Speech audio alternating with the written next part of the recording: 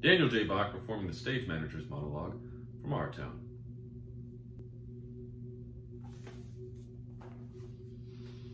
Thank you. That'll do. We'll have to interrupt here again. Thank you, Mrs. Webb. Thank you, Emily.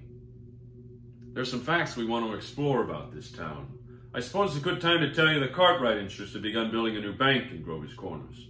I had to go to Vermont for the marble, sorry to say, but they've asked a friend of mine what they should put in a cornerstone for people to dig up 1,000 years from now.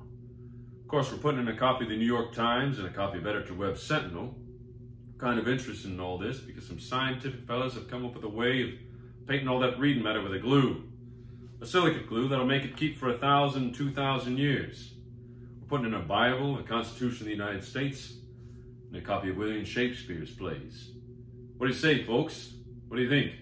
You know, Babylon once had 2 million people in it, and all we know about them is the name of the kings and a few copies of wheat contracts and contracts for the sale of slaves. Yet every night all those families sat down for supper, the smoke went up the chimney, the father came home from his work. Same as here. Even in Greece and Rome, what we know about the real-life people there is what we can piece together from the joking poems and the comedies they wrote for the theater back then. So I'm going to have a copy of this play put in the cornerstone, so people 1,000 years from now will know a few simple facts about us, more than the Lindbergh flight or the Treaty of Versailles. So people 1,000 years from now, this is the way we were in the provinces north of New York at the beginning of the 20th century.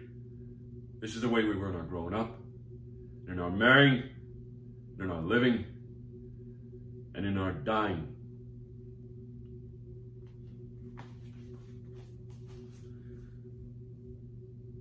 Well, a good deal of time's gone by. It's evening now.